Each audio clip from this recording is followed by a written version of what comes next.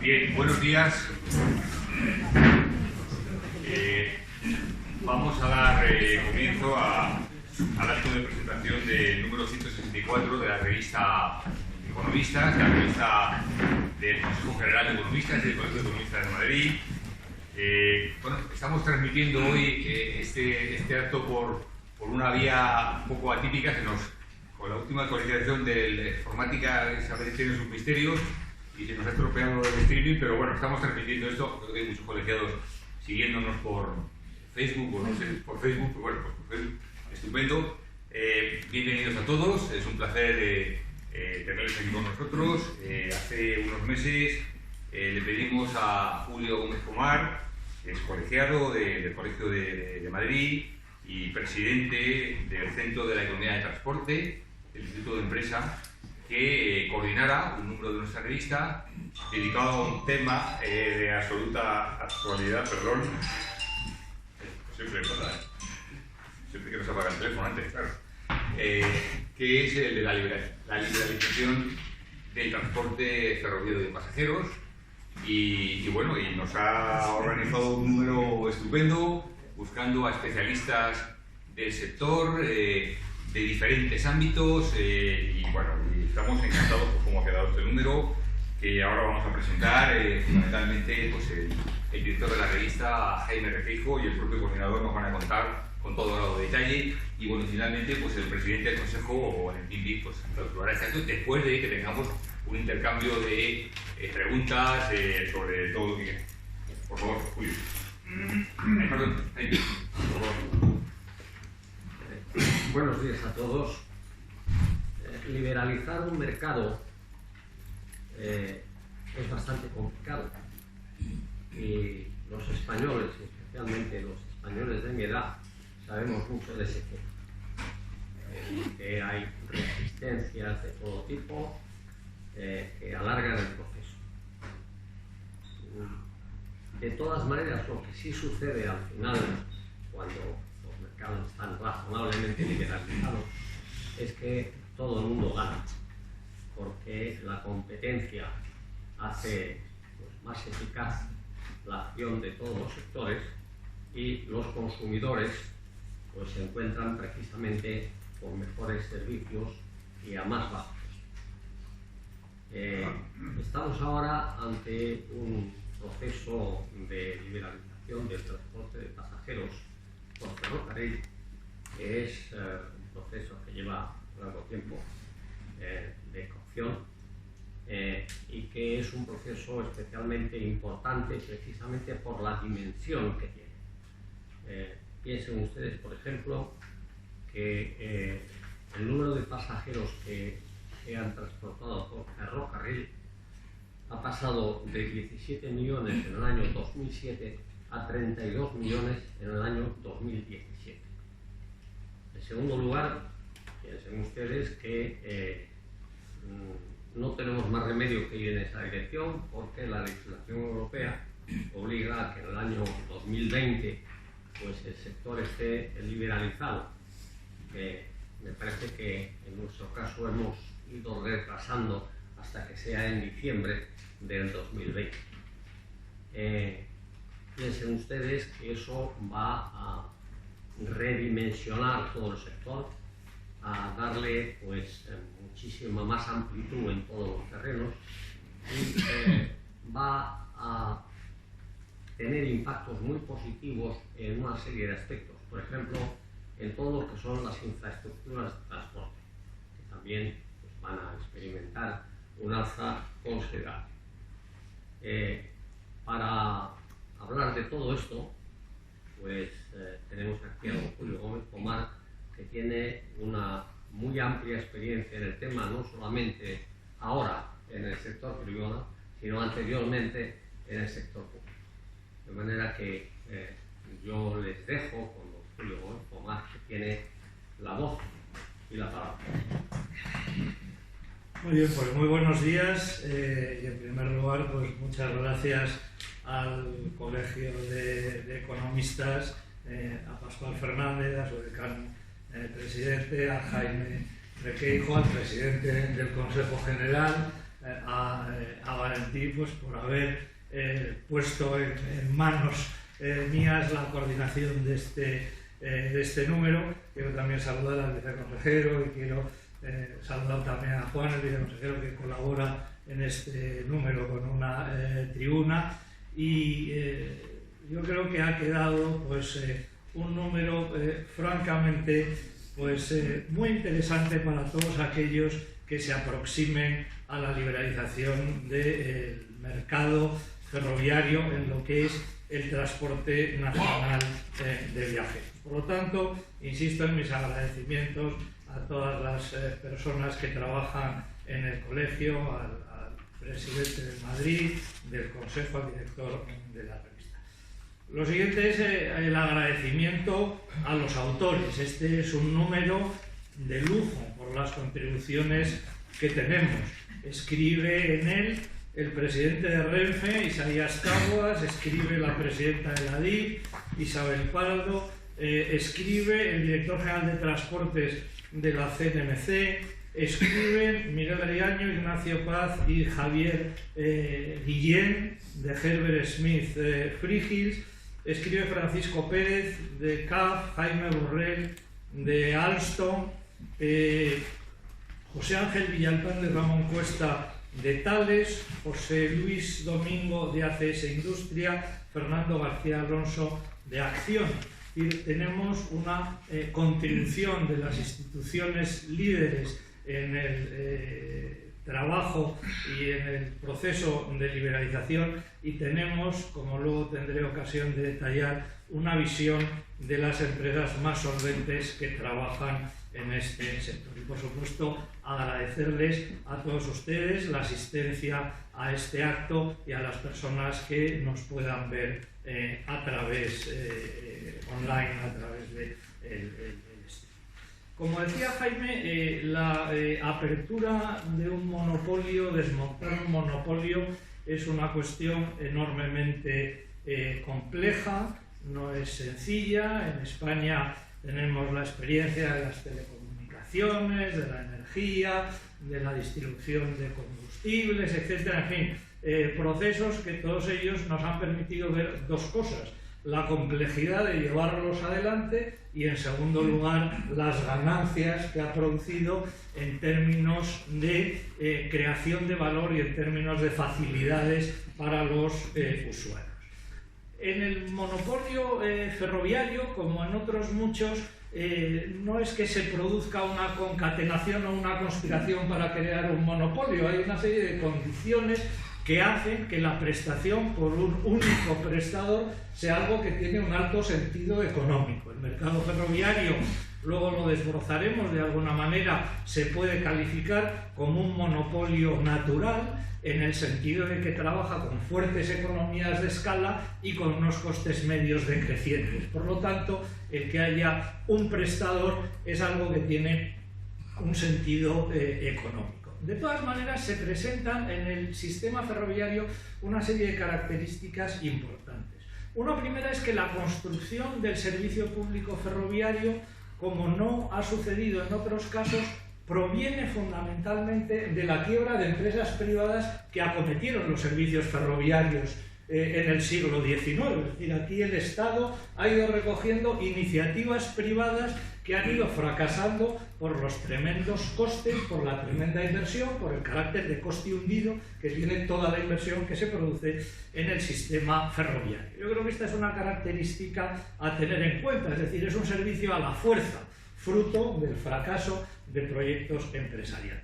Otra cuestión también importante es que en un monopolio se habla del poder de mercado del monopolista, y Renfe tiene ese poder de mercado bastante limitado, y lo tiene bastante limitado por la competencia intermodal. Es decir, Renfe no es libre a la hora de fijar sus precios, y Renfe no es libre a la hora de decidir qué servicios presta o qué servicios no presta, porque si no presta un servicio que presta la competencia, se van a ir a otros medios de transporte, se van a ir al autobús, o van a utilizar el coche privado, o van a utilizar el avión, y en el precio no puede fijar el precio que maximice su beneficio, sino que tendrá que tener en cuenta el que se mueve en un mercado competitivo.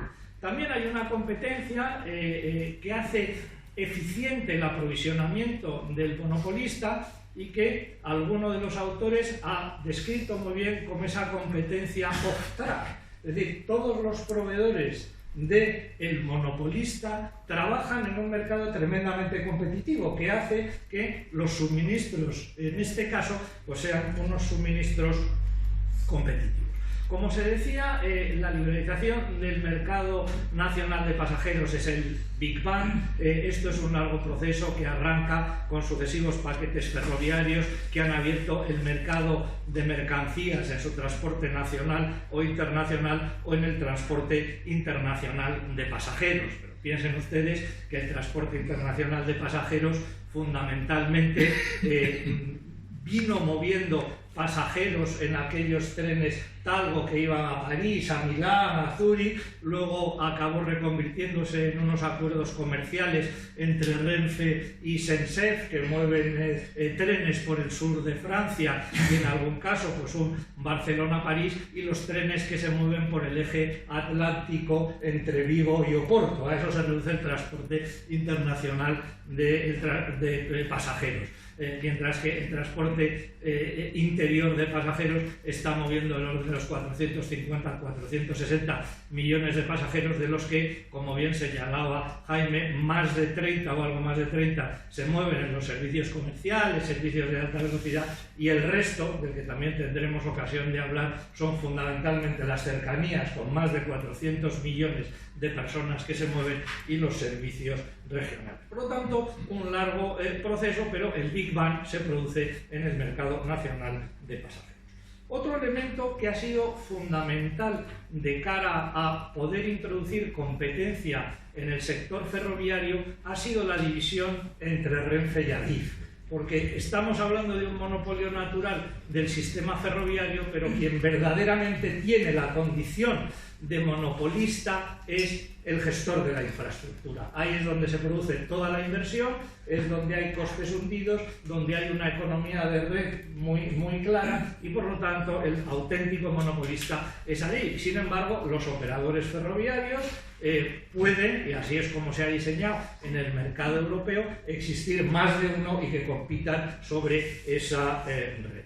De todas maneras, la separación Renfe-Adif es un tema muy controvertido. Esta es una industria donde, como dicen los expertos, la relación rueda-carril es importantísima. La tecnología del tren está muy vinculada a la tecnología de la vía, y la tecnología de la vía muy vinculada a la tecnología del tren. Por lo tanto, hay un fuerte debate doctrinal de qué prima más, si la coordinación que existe cuando una misma compañía presta los dos servicios, o los beneficios que trae la competencia cuando aislamos al gestor de infraestructura del operador ferroviario. Este es un tema que está ahí latente. Las directivas comunitarias permiten que una misma empresa esté consolidada, pero tienen unas exigencias de separación en el orden financiero, contable, de toma de decisiones, que hace que funcionen como dos entes separados. El caso francés pues es el paradigma, o el caso alemán, de una única empresa donde el servicio ferroviario y el administrador está unido. En el caso español, la ley de 2003 y con aplicación en 2005 separó al gestor de infraestructuras del operador ferroviario.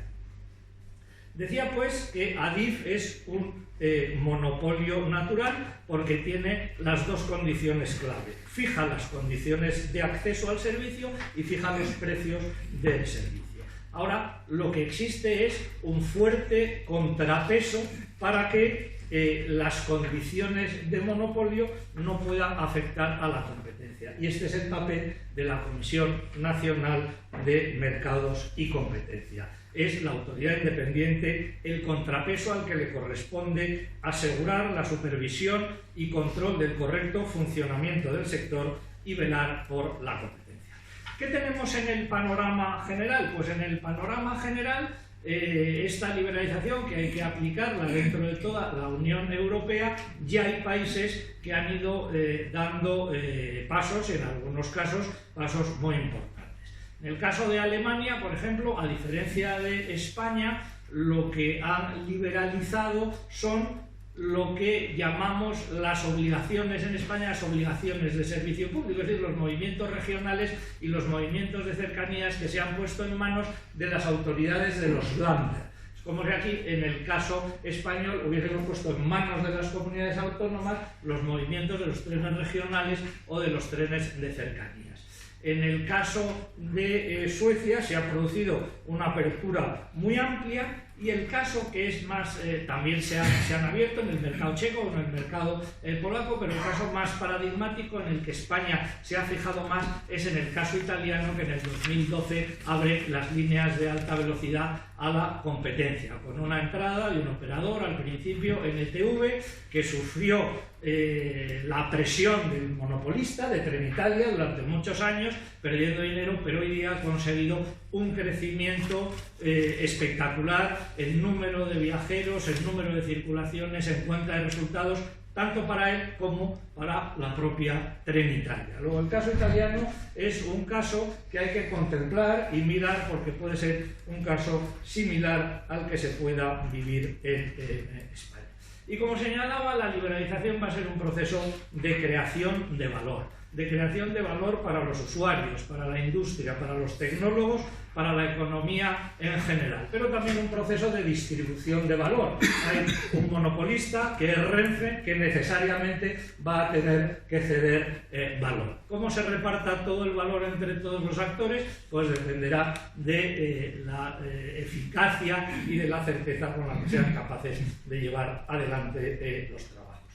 Decía, en cuanto a la organización de este número de la revista, que me ha tocado coordinar, que cada uno de los artículos nos ofrece como un ángulo de la liberalización, pero que la conexión de todos estos ángulos yo creo que nos da exactamente la figura geométrica de lo que es la liberalización y de lo que va a resultar. Están las contribuciones institucionales indispensables, que piensa Renfe, que piensa DIF, que piensa el director general de transportes de la CNMC, que también me insistió mucho.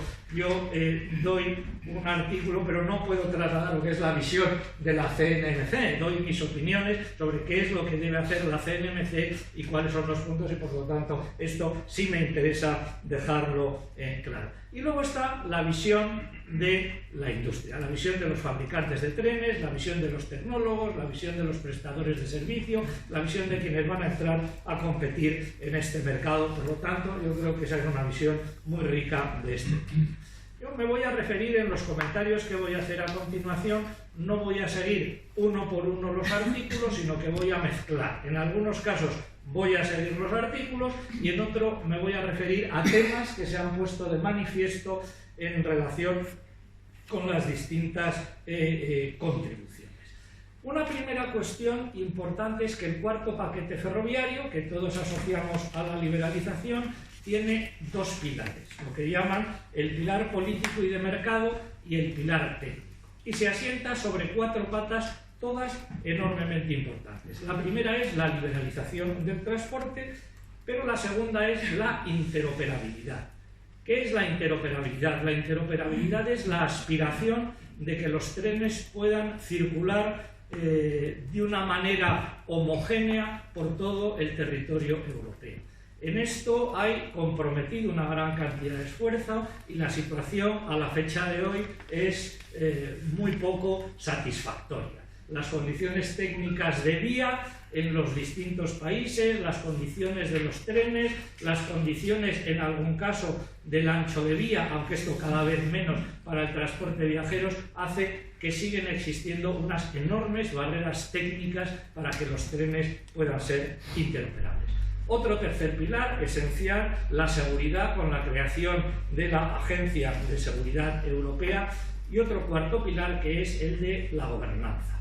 En relación con la gobernanza, y me refiero un poco al caso español, tema que toca también el artículo de Bernarde, de la CNMC, Renfe, Adif y el Ministerio de Fomento están entrelazados por unas relaciones y por unos vínculos jurídicos que hay que ser muy cuidadoso a la hora de aplicarlos en un mercado liberalizado, y que la CNMC llama mucho la atención sobre eso.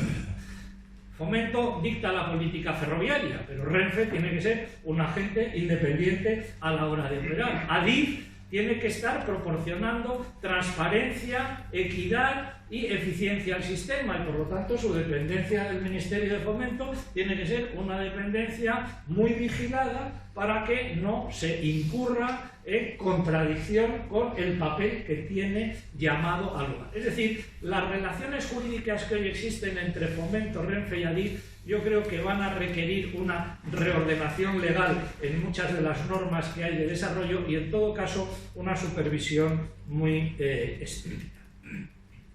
El primer artículo con el que contamos, y yo creo que es el que enfoca todo el trabajo, es el relativo al marco jurídico de la liberalización que nos ofrece Riaño, Paz y Javier Caramés, que hacen un recorrido a lo largo de todos los hitos legales de cómo es este proceso, y luego llaman su atención sobre 3 puntos que son esenciales: la asignación de capacidad y cómo se va a hacer, el marco institucional y sus relaciones, y las servidumbres que se imponen al incumbente.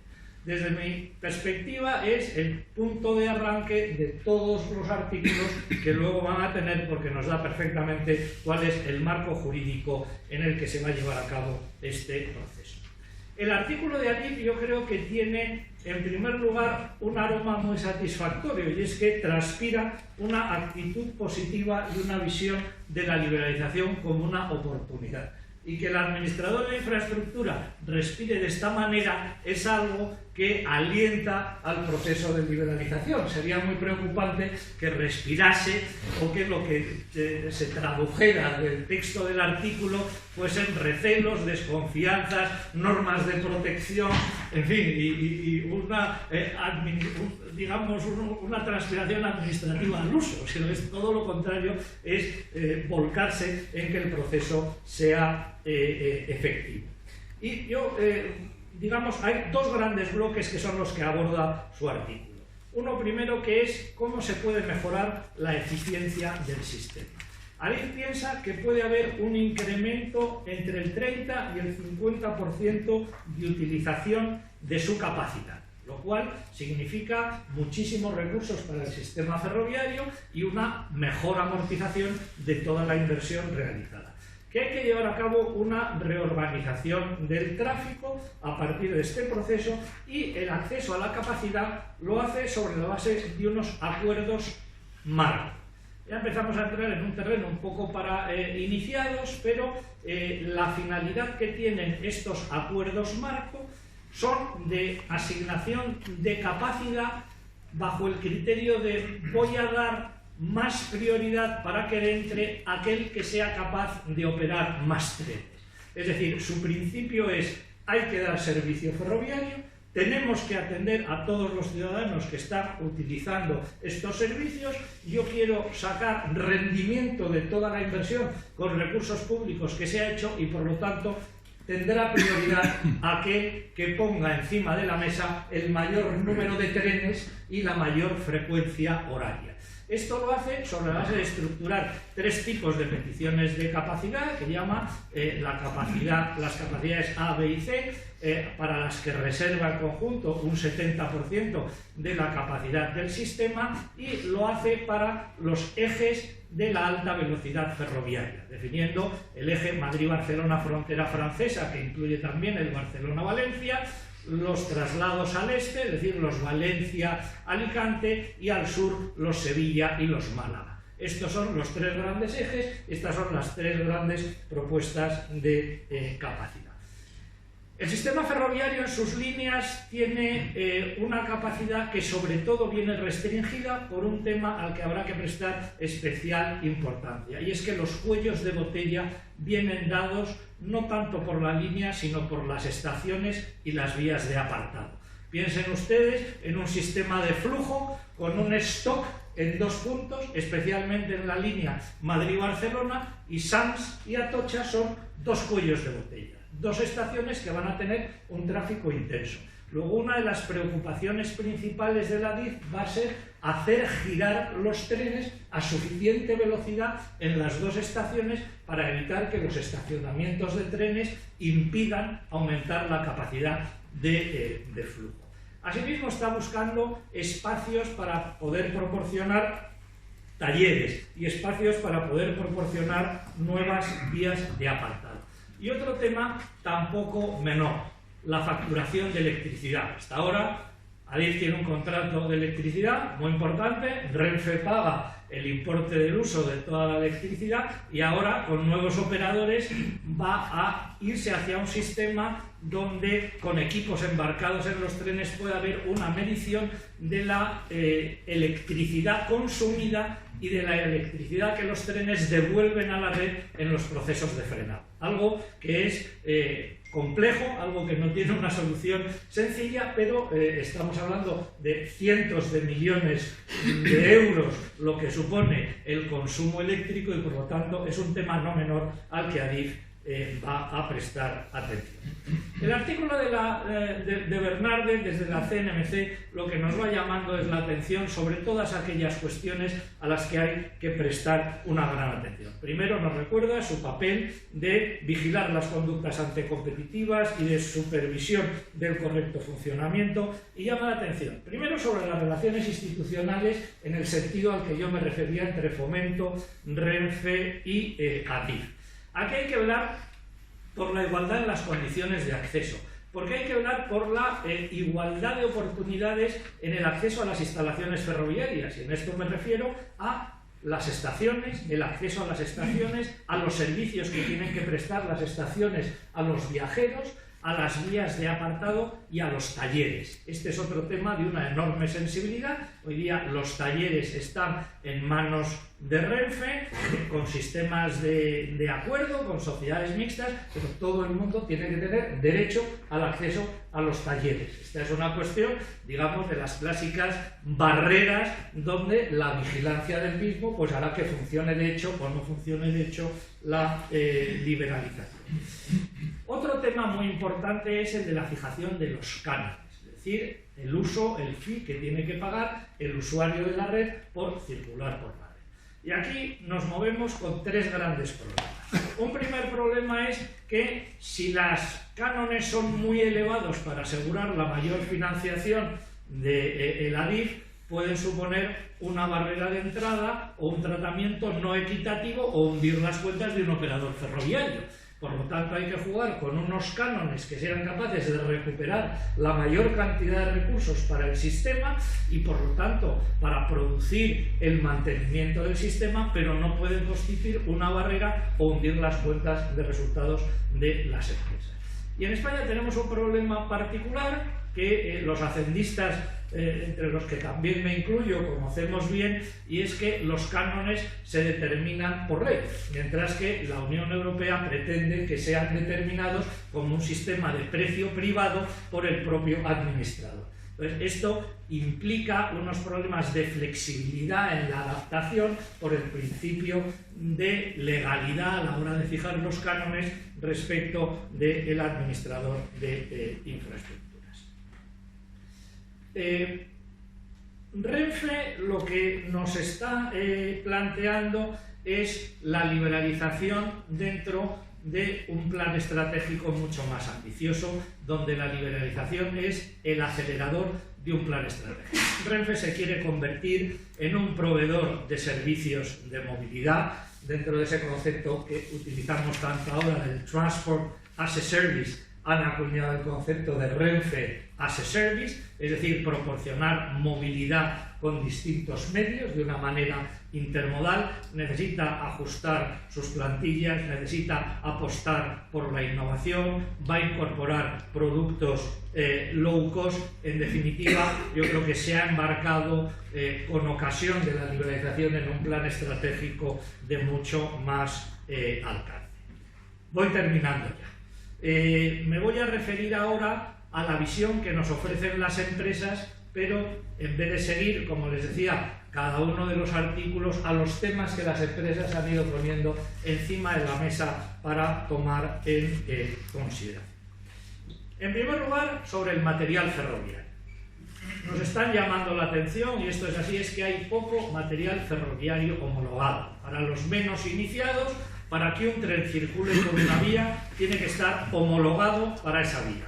Y el maquinista tiene que estar homologado para ese tren y homologado para esa vía. Luego, los procesos a los que yo me refería de la relación técnica tren-vía son enormemente importantes. Hoy día tienen trenes homologados Renfe y SENSEF en relación con ese acuerdo al que me refería de movimiento internacional de trenes. El resto de los trenes pues hay que homologarlos, y esto significa pues una barrera de entrada importante a tomar en consideración.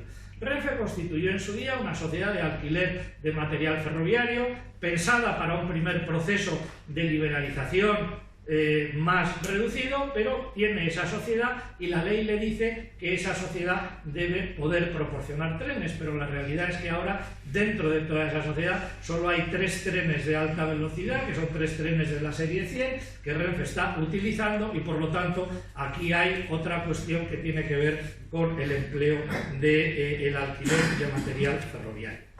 En relación con la red, plantean también las distintas contribuciones el problema de convivencia y de capacidad de la carga con el transporte de pasajeros. Hay muchas vías que son vías de uso mixto, se van a desarrollar también las autopistas ferroviarias en la conexión por el lado de Barcelona, frontera francesa, lo más rápidamente que será, y también por el lado vasco. Aquí hay un problema que hay que ver de capacidad de interacción importante. ¿Qué va a pasar con el ancho ibérico y la liberalización? Esta es otra pregunta que se está planteando. Se está abriendo las líneas de alta velocidad, pero ¿qué va a pasar con las líneas de ancho ibérico y la liberalización? Y otro problema, también un poco de iniciados, las líneas hacia el sur, la línea Madrid-Sevilla, en vez de tener el sistema general de las líneas de alta velocidad, que es el RTMS, tiene un sistema que es el LZB. Y quien proporciona el LZB es una empresa, digamos, que viene proporcionando casi en exclusiva material para esta vía, y piensen ustedes en un Mercedes de principios de siglo XX. La compañía se compromete a mantener piezas de repuesto para este Mercedes de principios del siglo XX, pero cada vez va habiendo menos piezas de recambio para los Mercedes del siglo XX. Bueno, pues el LZB tiene un problema de una naturaleza similar. Adif ya ha dicho que va a transformar el LZB, que va a haber RTMS en toda la línea, pero este es un problema para la liberalización y para los movimientos por la línea de Sevilla y por la línea de Málaga en el tramo común. En relación con la capacidad, también tenemos el salto que hay entre lo que es capaz de producir el sistema teóricamente y lo que se va a producir en realidad. Un sistema RTMS es capaz de despachar 20 trenes a la hora. Y ahora estamos despachando entre 30 y 35 circulaciones al día entre Madrid y Barcelona. Luego, entre la capacidad tecnológica y la capacidad real hay un salto que hay que ir haciendo la digestión, ampliando Sants, llevando a Sant Andreu Comtal, creando Chamartín, es decir, dando una mayor fluidez a todo este tema. Se habla ya de que los centros de control de tráfico tienen que ser centros de control que reciban información de todos los medios de transporte. El mundo digital y de movilidad inteligente al que vamos tiene que conectar la información de los distintos medios de transporte, y esto también se pone de manifiesto. Y dos últimas cuestiones. El tren autónomo será una realidad dentro de no mucho, y las empresas nos dicen no solo van a necesitar los operadores fabricantes de trenes, sino que por todas las características del mercado que yo les he descrito, van a necesitar socios tecnológicos. Por lo tanto, la innovación y el socio tecnológico va a ser un compañero de viaje indispensable del que quiera operar. y yo creo que ya está bien de dosis ferroviaria para la mañana de hoy. Creo que ha quedado un número extraordinariamente interesante, muy fácil de leer para quien no esté metido en las entretelas de lo que es el mundo ferroviario, que se entienden perfectamente los puntos de vista y que de cara al futuro yo creo que va a ser una referencia indispensable. Muchas gracias de nuevo al colegio por esta oportunidad.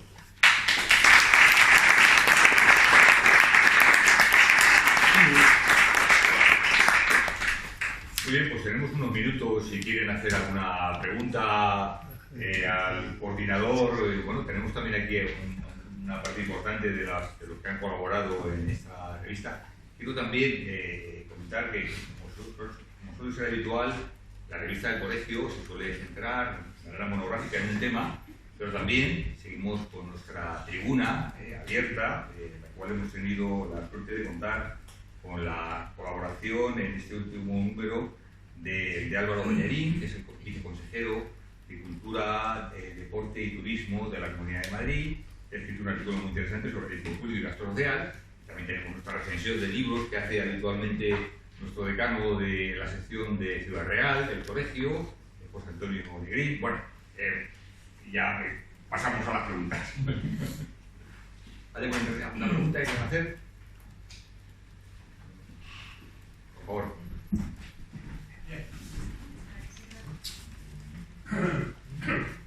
Bueno, yo siempre he vivido en los nacimientos, siempre junto a una estación de ferrocarril. Y recuerdo, a lo largo de toda mi vida, cómo había un tráfico ferroviario nocturno, o de mercancías y también de viajeros. Aquellos viajes interminables de noche, cuando nos íbamos al norte. Sin embargo, ahora que vivo en Pozuelo de Alarcón, desde hace muchísimo tiempo no oigo a ningún tren, ni de mercancías, ni de viajeros, pasar por la estación de ferrocarril. Lo cual me hace pensar que de noche no funcionan los trenes, ni los de pasajeros, ni los de mercancías.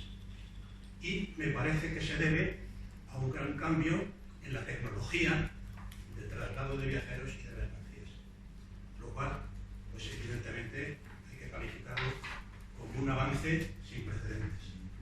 Pero sí me gustaría, por ejemplo, saber si es posible la existencia de alguna serie cronológica que permita, de alguna forma, comprobar la evolución de cómo se distribuye el tráfico de mercancías en España, cómo ha ido evolucionando, y su distribución entre utilizando el medio de transporte ferrocarril y el de los camiones, para ver si efectivamente se está produciendo algún proceso imparable al cual no se pueda contrarrestar, o si esa modificación en la proporción de la distribución de mercancías entre los trenes de mercancías y los camiones, pues es favorable a uno o a otro, o cuál puede ser el proceso final de esta determinación.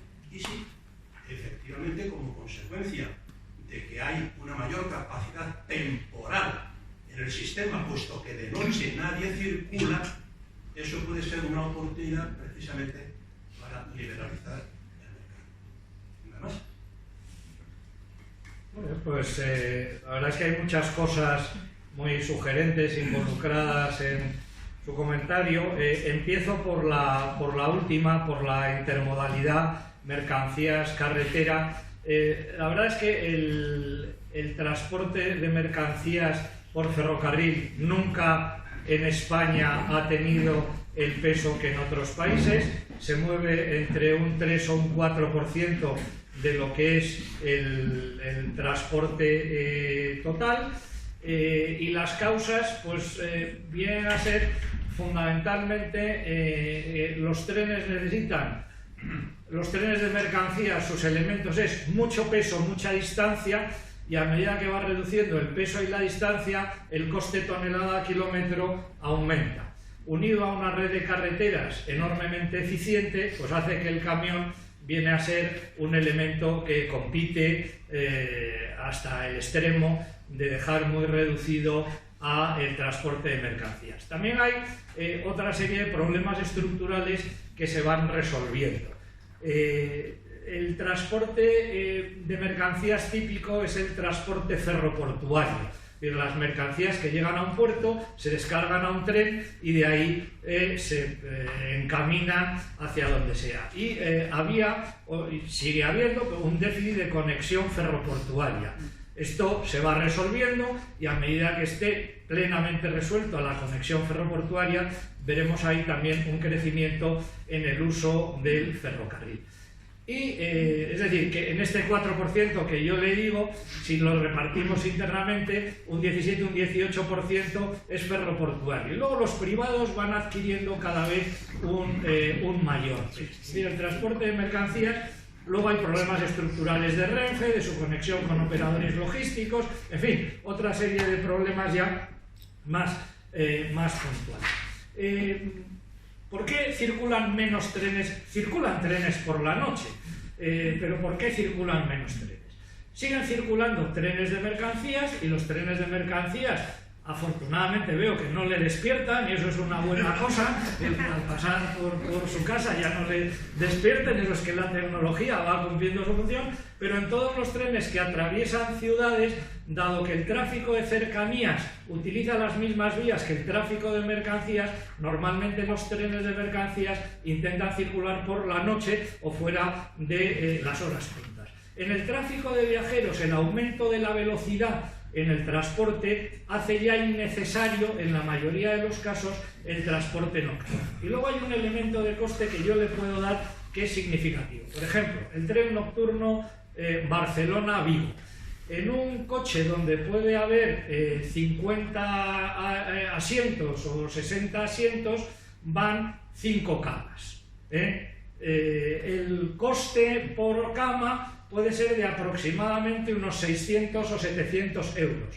Y el precio máximo que puede cobrar Renfe a alguien que va a usar un coche cama puede estar en los 200, 220, porque si no, irá en avión. Y por lo tanto se ha ido produciendo una eliminación por parte del operador ferroviario de los coches cama, que son muy agradables y que son estupendos, pero que le cuestan un combo a la compañía y que requeriría unos precios que son inabordables en comparación con el transporte aéreo. Y esto es un poco el panorama de lo que ha venido sucediendo. Nunca ha habido muchos trenes nocturnos, normalmente han sido los trenes internacionales o los de conexión con Portugal y demás, y esto, pues ya digo, se han ido quitando por el elevado coste que tiene.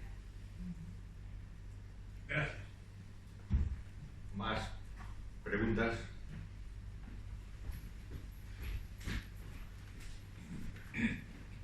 Cortitas, por favor. No digo cortitas, por favor, sí. Pero que estén cortitas sobre todo. En uno de los artículos se señala que el plazo para presentar, para expresar interés en participar en la liberalización a las empresas es el 14 de junio. Sin embargo, ha salido en prensa la noticia de que ante la gran afluencia de empresas interesadas se ha ampliado. ¿Qué nos pueden decir sobre eso? A ver, hay, digamos, los plazos que ahora son más significativos es, para todos aquellos que hayan expresado su interés, el plazo que tenemos a la fecha de hoy, salvo que hoy haya salido alguna cosa distinta, es el plazo de solicitud de capacidad a la DIF, que es hasta el 31 de julio, y hasta el 31 de octubre el plazo que tiene ADIF para resolver. Pero es verdad que en la circulación que ha hecho a las empresas el borrador del texto de declaración de red donde figuran las asignaciones de capacidad, ha habido un volumen muy elevado de observaciones, las están analizando muy a fondo y por lo tanto tenemos que tener un poco estos plazos, pues posiblemente puedan sufrir una cierta modificación. El hecho está en que, para que perdamos, cuando se utilizan estas El mundo ferroviario tiene los horarios de invierno y los horarios de verano. Los horarios de invierno empiezan el 14 de diciembre y por lo tanto tiene que estar todo listo para que el 14 de diciembre con los nuevos horarios puedan circular aquellos que entren en la competición. Este es un poco el panorama de fechas. Digo, 31 de julio, 31 de octubre, pero con la posibilidad de que haya ahí alguna flexibilidad. Aquí en la sala veo operadores y a lo mejor hay algún operador que tiene inside information y conoce mejor las cosas, ¿no? Bueno, a ver, el micrófono está abierto.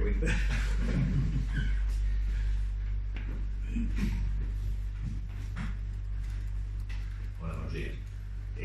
Dos temas. Uno, cuando has dicho del tema de la creación del sector ferroviario, estás hablando de que Adif dice que puede haber un incremento de un 30 o 40% sobre lo que me preocupa es la aceleración, como se está haciendo el tema, y realmente está preparada la infraestructura actual para este aumento. Segundo, cuando se habla de la electrificación, todos los operadores lo que quieren es, evidentemente, las grandes líneas, pero retenerse. Pero ¿qué va a pasar con la red actual normal de circulación, donde sabemos que hay bastantes viajeros que utilizan la red convencional?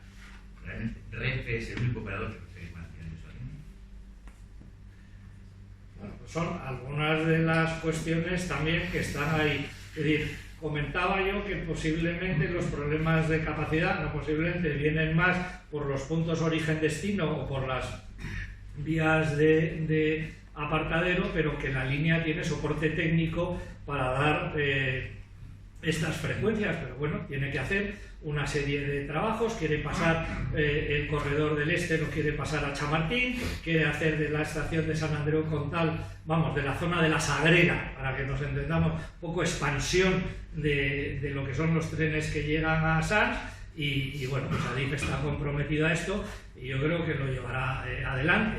En relación con esto del cherry picking, es decir, de coger las mejores líneas y demás, la forma en la que ha sacado la capacidad, porque los acuerdos de capacidad abarcan a todos los ejes, y el asignar la capacidad primero a aquel que va a operar más, yo creo que opera en un cierto detrimento de que uno quiera escoger una determinada línea para operar. Lo cual es una ventaja, pero es también un inconveniente, porque esto puede tener mucho sentido, hablando de una manera franca, en la línea de Barcelona, es decir, oiga, no entre usted a operar exclusivamente en la línea de Barcelona compitiendo en precios, porque es la línea más jugosa y puede tener sentido, oiga, haga también los Barcelona-Valencia o entre otras líneas, pero sin embargo hay otras líneas donde la especialización pues, puede ser muy interesante y muy productiva para Adif. Y esto pues lo debería de tener en cuenta, ¿no? Esto es un poco donde nos vamos a ver. Y en relación con el resto de las líneas, a ver, respecto a los movimientos que están, las líneas regionales y los cercanías que están declarados obligación de servicio público, ahí las normas comunitarias permitían una asignación directa al incumbente por un plazo de hasta 10 años, más el 50% del plazo que se le hubiera asignado.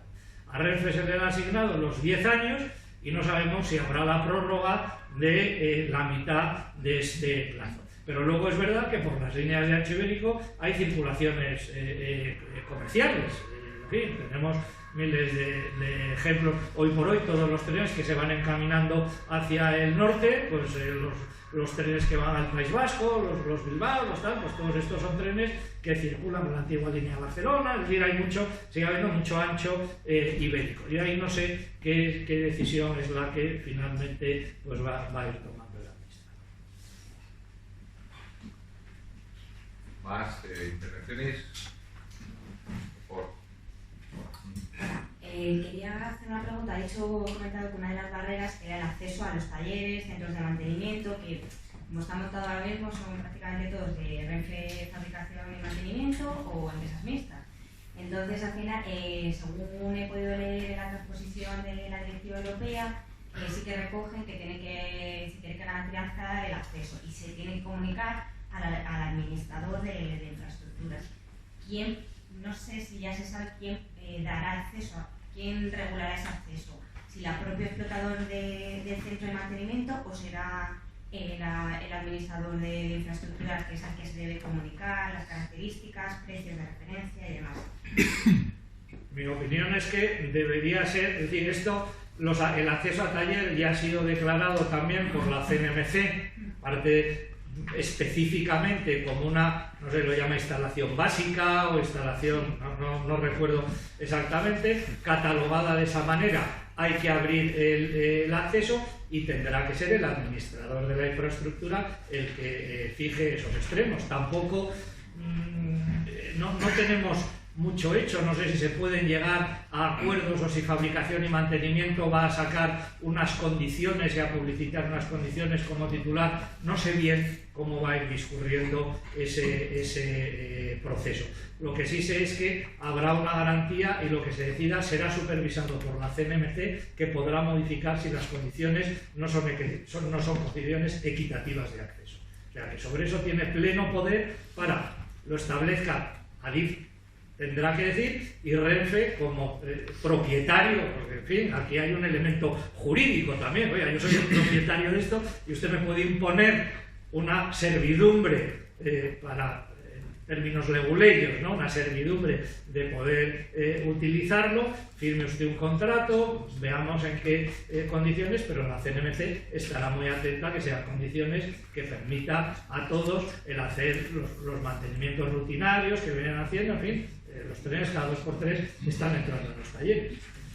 Adif está buscando también espacios para que se puedan construir talleres, pero esto yo creo que lleva otro ritmo y que no va a estar en el ritmo al que se requiere para finales del año que viene.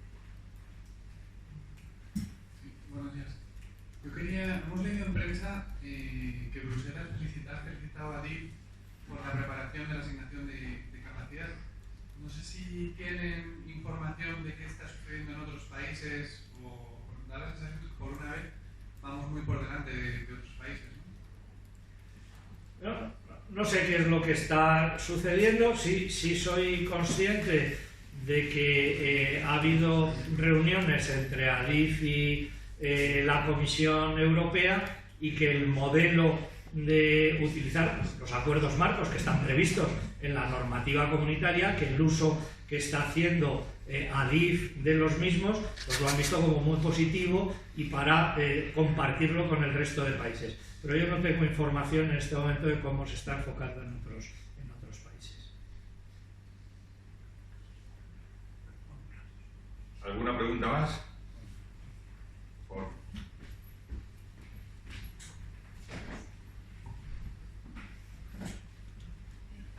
Ha comentado que solamente SENSEF tiene homologados los trenes para poder circular por España. Bueno, hay muchas compañías que han mostrado su interés de poder entrar a competir, como Acciona, que en principio no tienen trenes, y Renfe siempre dice que no tiene trenes de alta velocidad para alquilar. ¿Qué mecanismos se están poniendo en marcha para asegurar que otras compañías puedan entrar directamente y operar con trenes? ¿Se obligará a Renfe? ¿Se acelerarán las homologaciones? Bueno, yo voy a dar, os recuerdo que ya no soy secretario de Estado de Infraestructuras ni presidente de Renfe, lo digo porque pues, no hace mucho tiempo de esto y veo así un cierto ambiente.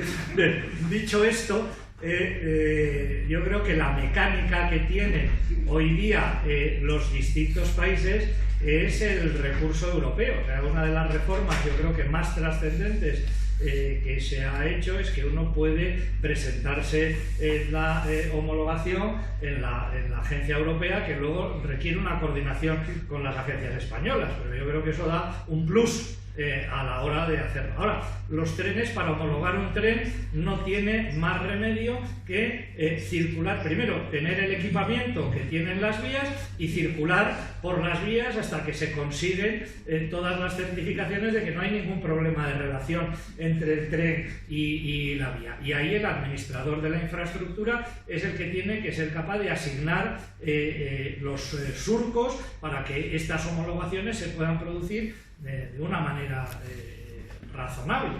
Pero hoy por hoy los recursos es frente a que antes la homologación se hacía exclusivamente en España, ahora la homologación se puede hacer en la agencia europea y por lo tanto ese es un plus de garantía, aunque tenga una interacción con las autoridades españolas, y luego que ADIF se tiene que comprometer a asignar los surcos correspondientes para que se puedan hacer las pruebas de circulación de homologación.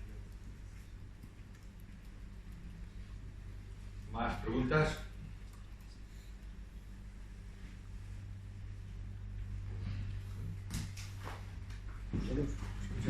Solo me corresponde, realmente esto del tren es un tema apasionante que tiene tantas derivadas, como tiene la derivada ecológica, ¿no? Después tiene una derivada de incrementar la complicidad entre la ciudadanía y los gobernantes. Pensemos en las grandes aglomeraciones de nuestro país, o el problema de la España vacía, o realmente es un tema apasionante. Por tanto, a mí solo me corresponde poner en valor este nuevo número, a Jaime, por el hecho de coger el tema, a don Julio, que para nosotros es un colega que representa la excelencia en el servicio público, ¿no? A mí realmente lo que siempre me sorprende de Julio, aparte que es uno de los nuestros, que es una persona pues con la vocación de servicio público que tiene, y ahora que no es secretario de Estado, sigue teniendo esta vocación de ayudar a incrementar. Y realmente al decano, que realmente estos formatos de la revista, de temas monográficos no demasiado extensos, nos permiten incrementar e informar a la ciudadanía, y a ustedes podrían estar a las 10:30 de la mañana en nuestro colegio. Muchísimas gracias.